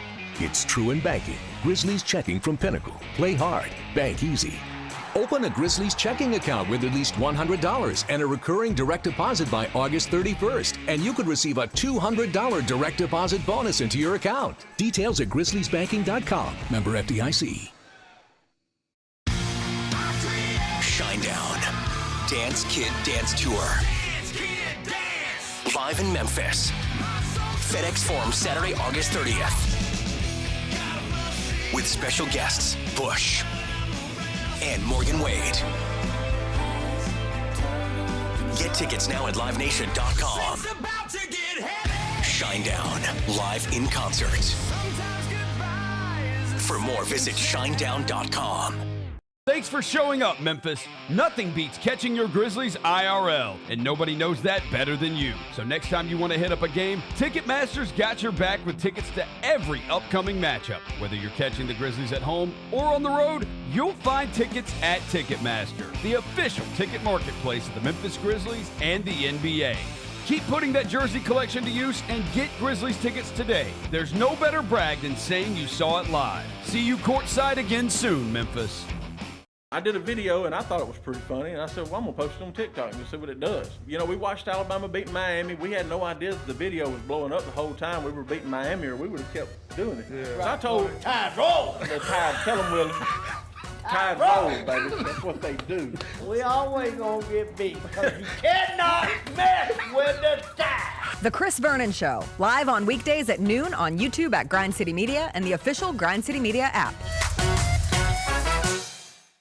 Grizz Nation gets set for tip-off 1 hour before every Grizzlies home game with the warm-up show. Get the latest news, notes, and analysis live from courtside at FedExForum. This team is doing everything that Taylor Jenkins and his coaching staff envisioned it could do. Join me, Lang Whitaker, along with Michael Wallace, Jessica Benson, and other personalities from Grind City Media, Memphis, and around the NBA. 1 hour before every home game, live at Grind City Media on X, YouTube, and the official Grind City Media mobile app.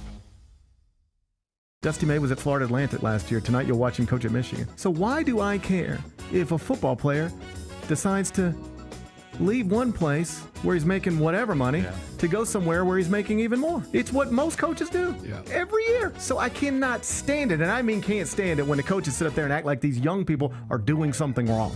The Gary Parrish Show, live on weekdays at 10 a.m. on YouTube at Grind City Media and the official Grind City Media app. How about them How Tigers? about Go the Tigers. Go. Beat Tulane in a game that nobody called. Nobody thought was going to happen. They were a 2-touchdown underdog, and they got the win. Number 25 in the AP right now, number 24 in the coaches poll right now. So this is a Tigers football team that's going to end the regular season ranked in both major polls, possibly ranked in the CFP as well, with 10 wins. That's a damn good season. The Odds Couple, live at 2 p.m. on YouTube at Grind City Media and the official Grind City Media app. If I was a high school player, or if, let's say I'm the father of a child who's 16 years old, and Mike Vick comes knocking on my kid's door, and Virginia's there also, and so is Virginia Tech, I'm like, yo, you gotta go where Vick is. You gotta go to Norfolk State. Get all of your HBCU sports and culture news by tuning into HBCU Huddle with CJ Hurt and Mike Wallace. New episodes drop every Thursday on grindcitymedia.com, YouTube, and Spotify.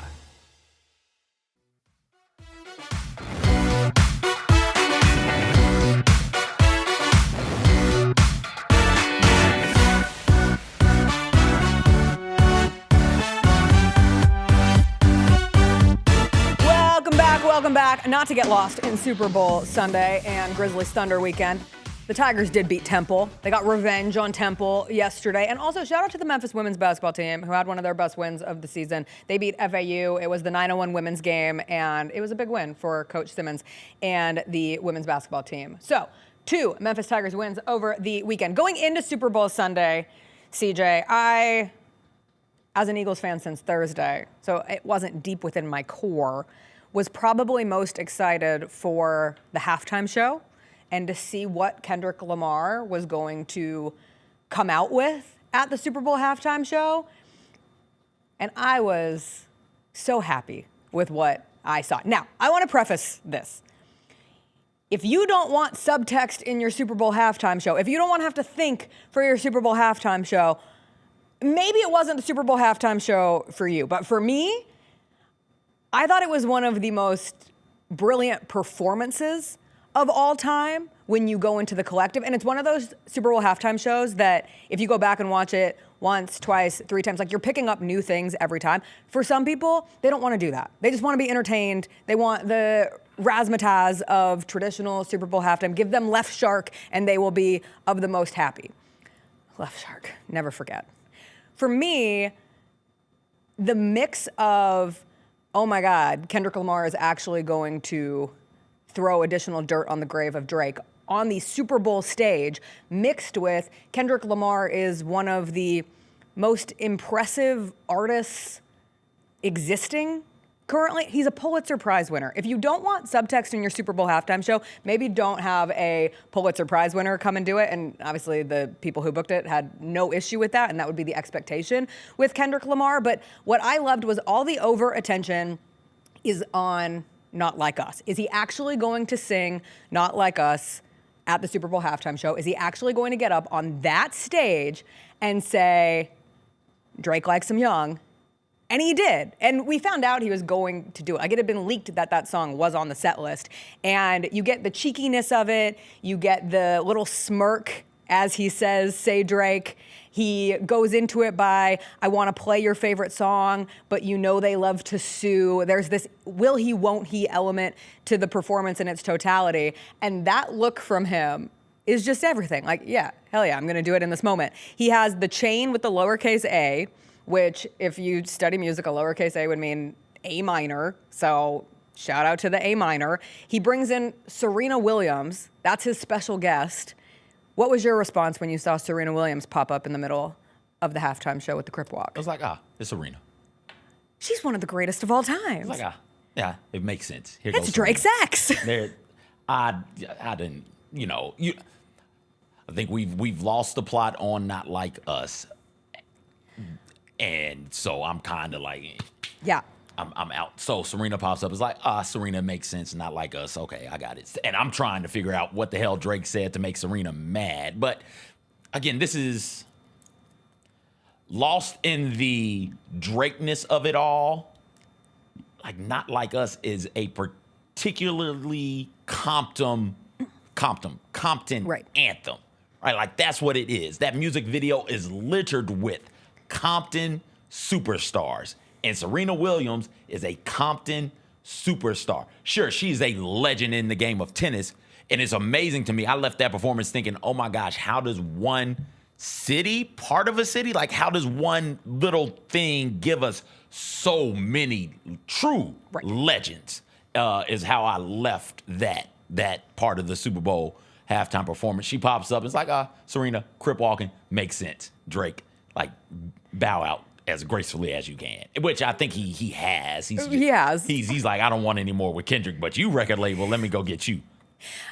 It's loaded in context, and he's doing it all in the flared jeans. Big moment for flared jeans. As a fellow short queen who once upon a time wore a lot of flared jeans that were too long for my little legs, I felt that moment for Kendrick last night. But I think you bring up a good point in the oversaturation of Not Like Us. It's been everywhere, and everyone eats it up. But at some point, you're watching that halftime show, and you're like, okay, I came for Drake, but I'm here for Kendrick Lamar declaring this is the revolution. And my mom is older, not particularly familiar with the Drake-Kendrick beef, and she was like, I'm a little confused about everything. I'm like, do you want to watch the show? Have you not stayed tapped in with everything that happens? But I was trying to explain who Kendrick Lamar is to my mom, and the comparison that I ended up going to is he's kind of like our James Baldwin.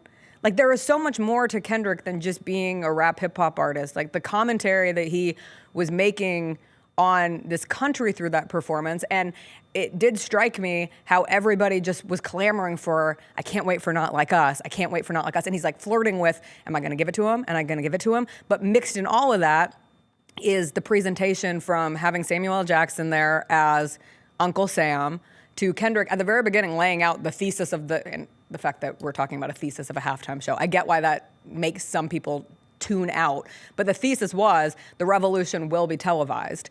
And it's a flip on the old 70s Gil Scott-Heron, the revolution will not be televised. Kendrick flips that on its head, and it's kind of like a rallying of the community, and you have the divided pieces of the American flag coming together, and it's all black performers, and you're seeing this massive emphasis on black culture and black performances, and that's what Kendrick Lamar is. And then you bring in SZA, and the Uncle Sam character comes out of the SZA part, and like, yes, that's the palatable version, mixed with him calling the other version like too loud, too reckless, too word that I never feel comfortable saying. You don't feel comfortable saying ghetto? No. Okay. Again, because that's what people. Because it's coded. It's so coded, and But Samuel L. Jackson in the comfortable? personification of America saying that word feels like a slur, really. Would you feel comfortable if he had replaced it with urban? No, that makes me uncomfortable you too. You could have done ghetto in that instance. What Uncle Sam has done is say, hey, you're too urban, too ghetto, too black, Too hood. Too hood. Would fit in there. Too inwardish. Sure. Right? Like that's all what you. All of those are perceived euphemisms those are all for for that thing right there, right? So we can't say, man, sure wish you mass banded animals would stop behaving like N-words, but you can say, hey, you're being too urban. And bow, that's what we're talking about, and we know we're talking about that thing there. Even like him saying, like, Mr. Lamar, do you really know how to play the game? Tighten up. And this push-pull of what is acceptable, what is, again, I come back to the word like palatable for white people to consume, and talking about the culture and the use of culture, and white people take from black culture all the time. I just thought there's so much wrapped into that performance. And as a true nerd, I talk about it regularly, like, it does feel like a piece of literature that I look forward to going back and examining over and over and over again to find all of the different specific, because everything is specific with Kendrick Lamar. Every lyric change, the 40 acres and a mule, this is bigger than the music. Yeah, they tried to rig the game, but you can't fake influence. A part of that is a dig at Drake, and a part of that is a dig at the world. Like at some point, you're talking about Drake as a culture vulture and as a colonizer, and then it turns into wait, is this song about us? Like, is this just America? And that's the brilliance. That is where we've lost it. That's where we've lost. And lost it would imply that we as a collective had it to begin with. And we as a collective did not have it to begin with. Drake is the personification of the pillaging of black culture, right? Like he is the face of it right now because of the beef.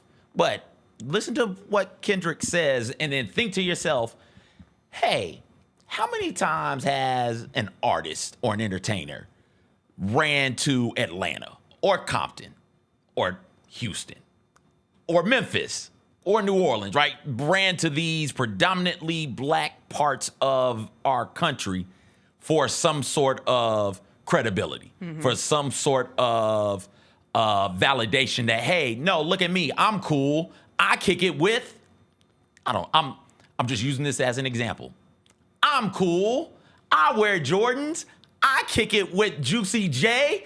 I know how to twerk a little bit. Look at me. Pay me attention, right? Like that's just one of many types of examples. And what ends up happening sometimes, I would say most times, that person uses that culture for a little bit, uses this part of the culture for a little bit, and then says, all right, I'm done with that. I'm gonna grow my hair back out and I'm gonna go back to being a bluegrass country pop star. I'm going back to my pop princess roots, right? Like that's what ends up happening. And that can be frustrating because, hey, cool, you're able to pick and choose what parts of this black culture you want to be a part of. Great. What about the rest of it? And what about the rest of us? You know, that's why Not Like Us is for Compton, why it matters so much more than just the Drake piece of it. Because the answer to that question, hey, you're taking from us, what about us? Who's going to pull us up? Who's going to uplift us? Compton is going to uplift you, my child, because we've got all of the Compton superstars in the music video. This dude, DeMar DeRozan, good friends with Drake. I called him up and said, come hop in the video, dissing Drake. Here he is, uplifting me. And I, as Kendrick Lamar, will uplift you all as well, Compton. And in doing so, I would be sort of serve as a beacon, as a light to uplift black people around the country. If that's how deep you want to dive into it. And then the hunger of white people to hear that song. I mean, you go into any bar. It wasn't white people. It's all people to hear that. Of course, all people. But then there's like the added nature of like this is the big number that they want me to do, right? Like this is the hit. This is the greatest hit. And then everything that comes around that hit. It's just so interesting. I really appreciated Kendrick Lamar's halftime show. If you didn't come in with any knowledge of Kendrick Lamar, I don't know if you enjoyed it. Like if you didn't know the Drake beef, you don't get that piece of it. If you don't know his discography, you don't get that piece of it. I did love him and SZA doing Luther, which feels like a commentary in of itself into all the stars, and SZA looked stunning. And yeah, I had a great time. It was exactly what I hoped for. I had hoped for there to be some sort of messaging. He is Kendrick Lamar. The president was at the Super Bowl for the first time in the history of ever. And Chris had to put me down all day. He was like, don't get your hopes up. And I was like, it's Kendrick Lamar. He'll do something. And he did it in a very effective way. It was fine. And that was good. Yeah, man, I thought so you go from the thesis to everybody jumping out of the car. It's like, is this a clown car? How many people are going to hop out of it? Where did they come from? And so initially seeing it, one of the things that struck me was the red, white, and blue. So they're hopping out of the car, and it's like, oh, okay, blue is blood, red is blood, blue is Crip. And I'm assuming white are people who we've lost to like gang violence, right? And that's the part of, or to prison. There was a prison moment in there as well where it's just him and everybody dressed in white around him as he's doing his flow and spitting the verse. It's like, oh, okay, I kind of rock with this. This is fine. And I thought that for them to go, to me, for it to go from, hey, these are very clearly gang members and people who are no longer in the gang, either because they died or because they got incarcerated, and for him to use that to make the American flag for Be Humble, as all of them come together and nod, I felt like, hey, this is my United States. These are what the colors mean to me. The red, the white, and the blue. This is what it means to me and for people where I'm from. I thought that was interesting, to say the least. I'm sure we could dive deeper into that as well if we wanted to. But yeah, all in all, I thought that it was entertaining. Listen, if you want to be big brain, knock yourself out, said it at the start, but damn it, be entertaining. Yeah.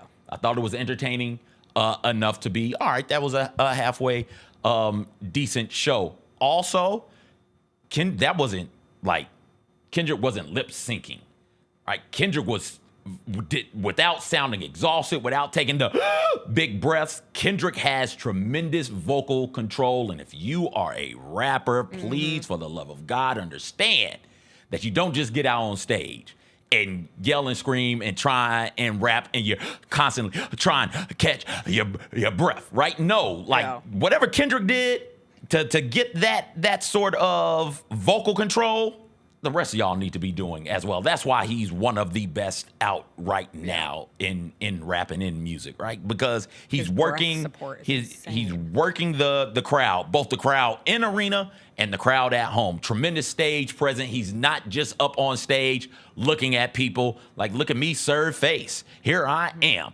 No, he's doing things. That look on the Hey Drake, like, that is diabolical, the way that he looked, the facial expression. But he's gone from, in that halftime performance, playful looks of intense focus, looks of menace, devilish looks when it's like, hey, this is what y'all came for. Hey, Drake, I'm here. I said your name. Here it is, right? The way that he controlled every aspect of a stage that is the size of the football field is something that I think a lot of young entertainers and entertainers who've been in the game for a while can step back from and say, okay, I need to do more of this. Yeah, some people get lost in the space. The other musical performances of the evening, America the Beautiful, was done by Trombone Shorty and Lauren Daigle.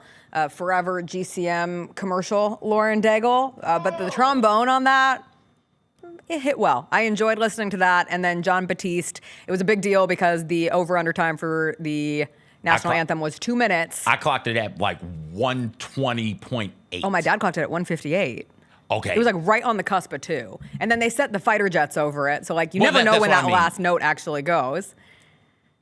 Yeah, 120 seconds is what I clocked. Oh, yeah. I clocked it at 120, like 0.8. Okay. 120. It was close. 0.8 seconds, yes. It was right there. And I think it depends on when you start the count, because I didn't start until because he sits down and he does some things on the piano for like 3 or 4 seconds, like, okay, this is not the anthem, and then boom, he starts the anthem, and that's when I started it. And then some people are all in their feelings because the reason it reached 2 minutes is because he repeated one line 3 times. Oh, yeah. But that was intentional. Like, so John did it hit? Did the overhit? I don't know. Okay. I haven't seen an official if they allowed for it to hit or not. He repeated Land of the Free 3 times. For people who don't know, John Batiste, like, capital A artist, in and of his own sense, and what he has done. He's from New Orleans, and so the connectivity to the city is why he was the national anthem singer this year. And I did think they did overall a really good job of featuring New Orleans. Did they count it? No. They didn't count it? No. That's wild. It was. That's messy. Unofficially lasted 2 minutes flat, and the over-under was set at 120 seconds and a half. So that under hit, he hit 120 he should have done Land of the Free 4 times instead of 3. Man. Damn. But John Batiste, like, talk about someone trying to send a message, and I can't read his mind. Maybe he had planned to do Land of the Free 3 times before this week hit. But John Batiste was one of the people who serves on the Kennedy Center board. And for people who are unfamiliar with the Kennedy Center, it's one of the greatest performing arts complexes that we have in this country, dedicated to putting on countless shows throughout a year and a lot of history there. And The president fired all of the board members this week. So John Batiste was fired from his board position at the Kennedy Center, and President Donald Trump has planned to take over as chair of the board. And you cannot tell me that there wasn't some intent with John Batiste having that moment at the Super Bowl yesterday. Okay, sure. And Like, it's a big thing for people in the arts community. The Taylor Swift thing. What, the booing? Yeah, that didn't feel political to me. No, it felt like a bunch of Eagles Yeah, it fans felt like a who bunch of- okay, good. are like, you I'll just- traded. You're a traitor. That one. No, I the thought that Batiste- was the Batiste strictly- thing, People are going to make it political. people are going to make the Taylor Swift thing a political thing. A person. Sure, Donald whatever. Trump is trying to. It's but not political. It's not. It's Eagles fans sports. just like, F that lady. Learn your sports. Yeah, come on. Like that lady had an Eagles jersey. That lady came into our city, had a concert in our city, proceeded to tell us she'd always been an Eagles fan, and now she's dating a Kansas City Chief. No, And we're so- going to switch up on her and we're going to boo her. Yeah, no, you can't. Because of family, you're no longer Yes. a fan? Get out of here. And not even family. Your boyfriend? Yeah. No. You're an Eagles fan. You're Which supposed is fine, to be. and she can support her. Like, all of these things can be true, but she's sitting next to Ice Spice and looks incredulous that she's Speaking being of- booed. And I'm like, speaking of- welcome to sports. Speaking of people who needs to learn how to work a stage and control Ice their Spice? breathing. Yep. Oh, Yep. wow, what a random Yep. slide at Ice Spice on this morning. It's direct. When did you last see Ice Spice perform? Yeah, I've seen videos. Okay. Just up on stage, hey, I'm Ice Spice. I'm just here. You guys sing my lyrics. Like, come on, man. All right, we'll take a break. We'll come back. We'll tell our favorite and least favorite commercials. I said I was bored, and then CJ and I were going back and forth, and I did like some of them. There were some commercials that I will remember, but in its totality, have we ended the golden era of Super Bowl commercials? We'll get into it when we come back.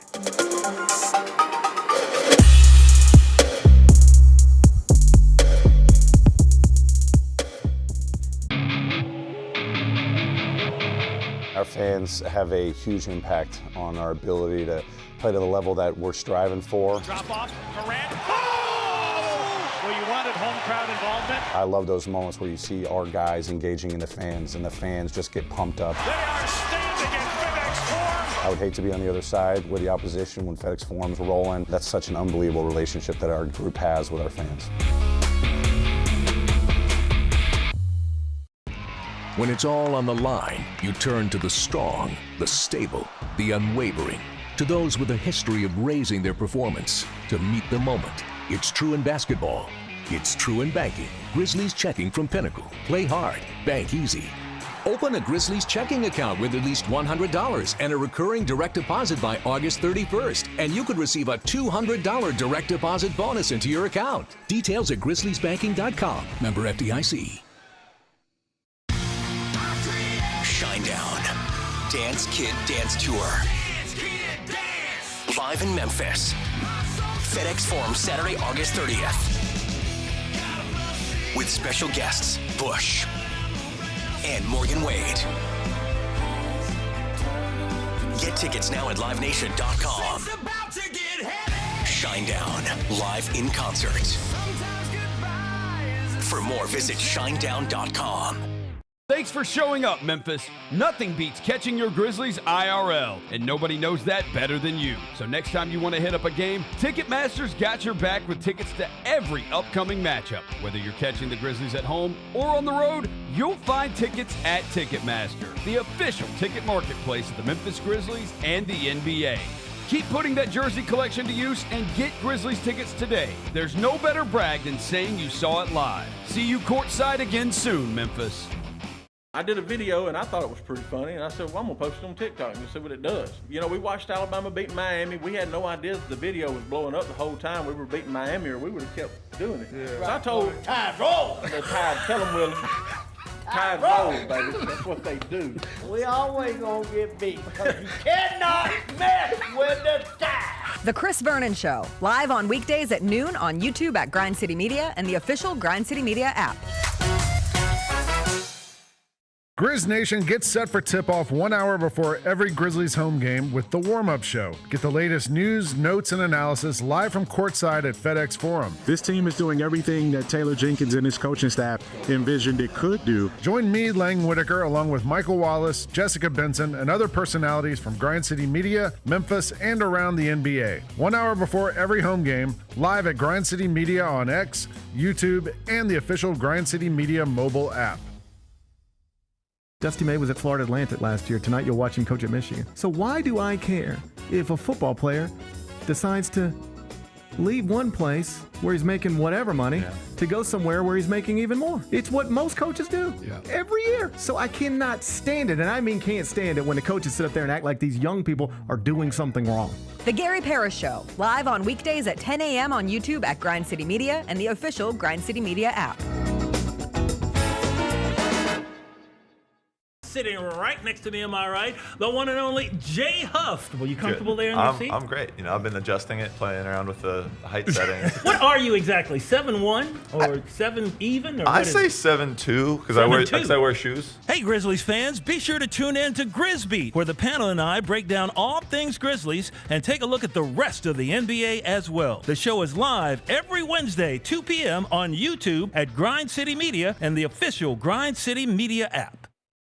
If I was a high school player, or if, let's say I'm the father of a child who's 16 years old, and Mike Vick comes knocking on my kid's door, and Virginia's there also, and so is Virginia Tech, I'm like, yo, you gotta go where Vick is. You gotta go to Norfolk State. Get all of your HBCU sports and culture news by tuning into HBCU Huddle with CJ Hurt and Mike Wallace. New episodes drop every Thursday on grindcitymedia.com, YouTube, and Spotify.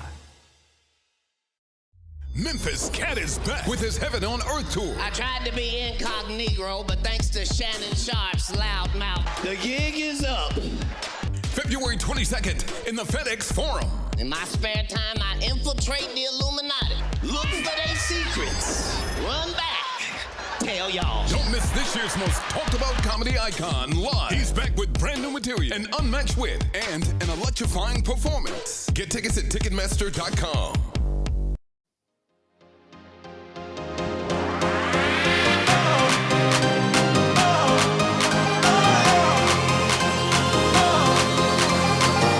Welcome back. Jacob, you can't Jacob before we dropped get a into bomb the on show, us, you going can't back just say those things. No, we didn't see it, Jacob. Why would we see that? I was not refreshing Kanye's You're Twitter Kanye, account over the weekend. Correspondent, man. You're supposed to let us know if anything of note happens.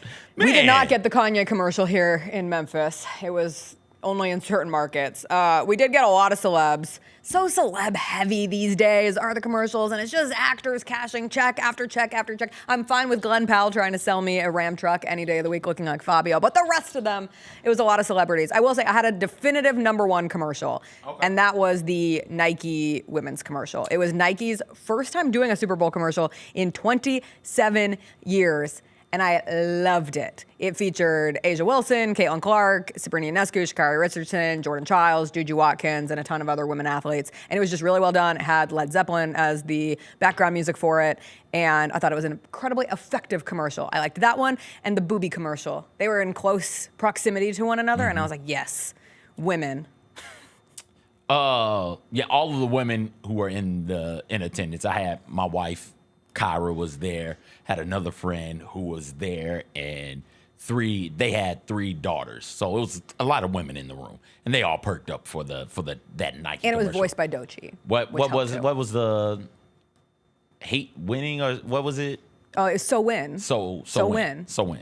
The other Nike one, I think it was a Jordan commercial, was the Jalen Hurts at the end. I don't count that as a commercial, but because it's the end of the Super Bowl. Sure. And after he wins MVP, but the Love Hurts. Yeah, that was a good one. That was really good. What about the cancer kid, the Pfizer cancer kid who beats cancer, and then he hugs his mom after walking the entire way home because his mom, for some reason, couldn't be bothered to pick him up from the hospital. But on his way, he's high fiving everybody in the crowd. Now that one was up there for me. Seal as a seal. Seal as a seal. Because it was so wrong, it worked. Yes. how much money did Seal get paid? Again, celebs cashing checks, but I'm fine with Seal getting paid at this point. But that was a Mountain Dew Baja Blast commercial, and the problem is, I'll think of it as Seal. As a Seal, I forgot that it was Mountain Dew Baja Blast. The Doritos commercial with the alien trying to rip the Doritos out of the guy's hand. That one was a good one. The sloth commercial, the Monday after the Super Bowl, and it's like, oh no, it's a high-speed chase. It's just a sloth, like moving real sloth-like. It was a beer commercial. Yeah, it's Coors Light. Yeah. What's wrong with Monday Coors Light? Light?